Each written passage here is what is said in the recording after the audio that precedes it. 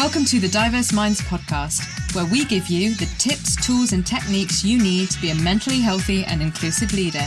Each week, you'll hear about a variety of topics linked to mental health, wellbeing, and diversity that will enhance both your professional practice and personal wellbeing. Welcome to the 277th episode of the award-winning Diverse Minds podcast. On today's episode, as part of Stress Awareness Month, I'm going to be talking about why your workplace shouldn't be like family. Don't forget, the podcast is now fortnightly, but if you're missing out on weekly content, you have 5 years worth of work to reflect on.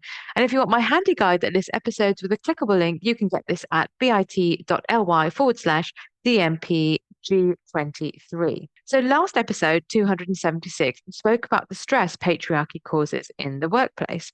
This week, I want to explore why saying and aiming for your workplace to be like a family can cause huge challenges too. And in fact, I know that it does. This is something I am known for talking about, and I mention it in episode 188, Top 5 Inclusion Mistakes. I also talked about it at a conference, and it kind of became talk of the town for that day. Now, you might be the 5% of people that have a wonderful and functional family, and I have to say that is better than winning the lottery. It's a life jackpot. So if that's you, that's brilliant. However, for the rest of us, 95%, it's deeply painful.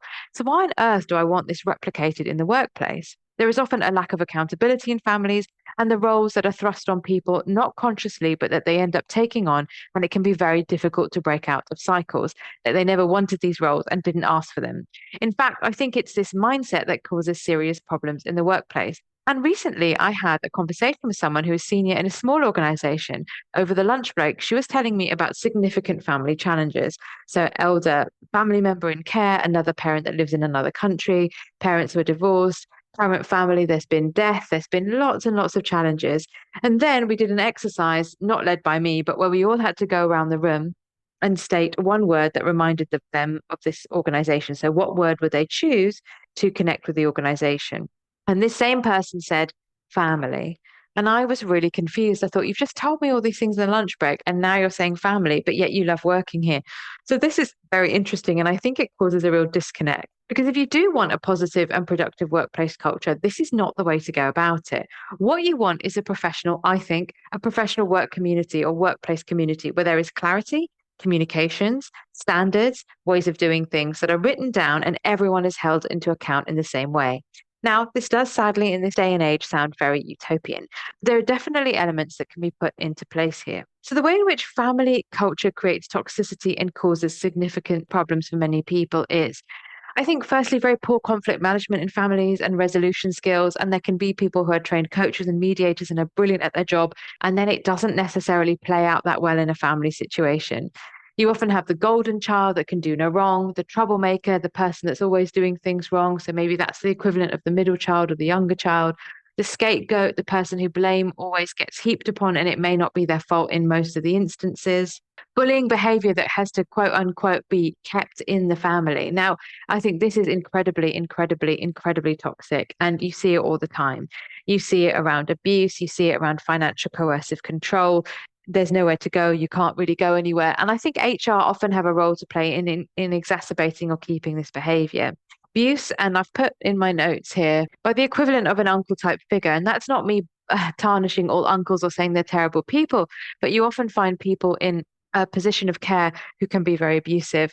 Being assigned a role that we never asked for, so having to do the organizing, the planning, or having to mediate and keep the peace, or having to organize the finances. Now, of course, if people's jobs are in finance, that's slightly different, but it might be that the job is not directly linked with that and certain things go in certain places. Or in fact, the other thing to remember is, of course, we all bring certain family baggage into the workplace, not necessarily consciously, subconsciously, unconsciously, but it is there.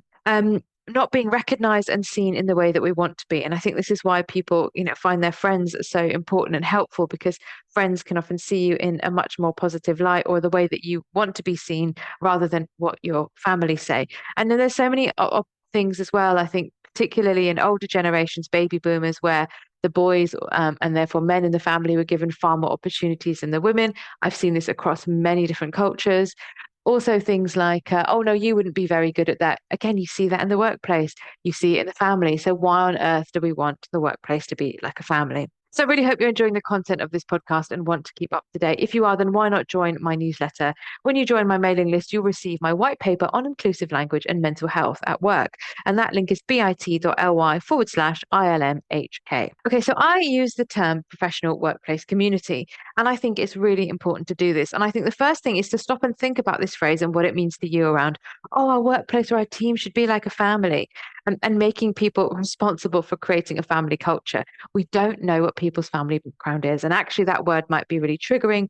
Or maybe people have created a really positive family for themselves, despite coming from a family that wasn't brilliant for them. But they really want to keep that outside of the workplace. So I'm not asking you to dredge things up for people, to make them talk about this, but it might be an interesting exercise to create an anonymous word cloud where people put in a couple of words in your team around what family means to them and see what comes out if you want to do it.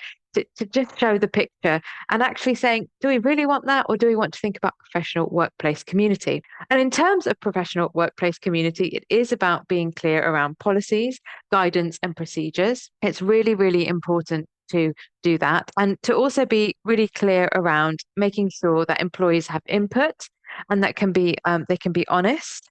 And be honest and open about expectations as well, how much of people's input is going to be used into revised policies and guidances.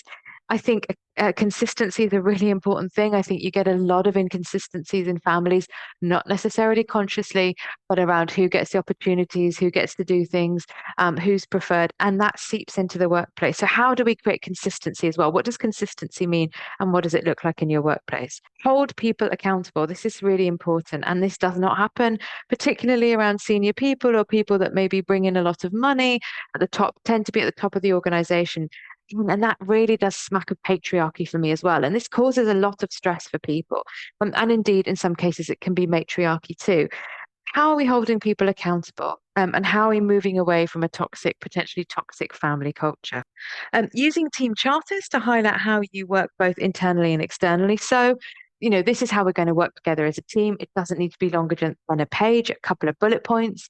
This is how we're going to work with our external stakeholders, partners, etc. And reviewing that and refreshing that. It shouldn't just be a stale document. And that's something I always used to do that I found really helpful. I think also talking about emotions, how things are making people feel, and training people on communicating positively and conflict management. We don't really see this in families, like I said. So doing this is super, super, super important. And then the other thing is ensuring a good employee assistance program and or emotional support for people who are maybe going through very serious family challenges. As I said, we all do bring family baggage unconsciously or subconsciously or semi-consciously into the workplace. So how do we want to help as the workplace people deal with that, work through it, reflect on it, to really be positive and productive in the right way in the workplace to create a positive workplace community? I don't really know anyone who's done this or anyone who's done this really well. It might be Happy, actually. Happy Limited are great, but I've never worked with them, have done some of this work. But it's not healthy or helpful to want your workplace to be a family. Now, you may have put in incredible amounts of work to make your family what it is, but do we really want that? Do we really want the same principles to apply in the workplace? We need to aim for a positive and productive workplace with accountability, recognize that we bring our own family challenges into work in different ways. I think it is key to talk about how you want things to be and provide the right training for this. And also, how do you think a group agreement or team charter could work in your team? So, creating this environment is not only beneficial for individual employees, but also boosts morale, engagement, and retention across an organization. So, if you're looking to foster a positive wellbeing culture, thinking about team charters, and you'd like guidance on creating strategies tailored to your team's needs, please get in touch because I'm here to support you. You can email me at Layla, Leyla, at diverseminds.co.uk. And I really hope you've enjoyed today's show. And if you have, why not leave me a review on Apple or Spotify or wherever you listen to your podcast from. As always, I love to hear from listeners. You can leave me an anonymous voice note or indeed with your name. SpeakPipe, that's bit.ly/SPKPZMP. And don't forget my TEDx talk about the connection between culture, race, and mental health in the workplace. It's just 12 minutes, and that is bit.ly/TEDxWolves, WOLVESLO. And if you enjoy it, please do comment on YouTube, share, and like. Also, don't forget to connect with me on LinkedIn, Facebook, and Blue Sky. And today's resources was episode 188, Top 5 Inclusion Mistakes. So, okay, everyone, I really hope you enjoyed the show. If you disagree with me, drop me a line and let me know. I hope to see you in the next episode where we're going to be talking about how data stresses me out for Stress Awareness Month. Until then, bye for now. Thanks for listening to the Diverse Minds podcast. Don't forget to subscribe on Apple Podcasts, Spotify, or wherever you access your podcasts from. You can also connect with me on Facebook and LinkedIn. Tune into next week's episode of the podcast, where I'll bring you more insights on mental health and inclusion. Bye for now.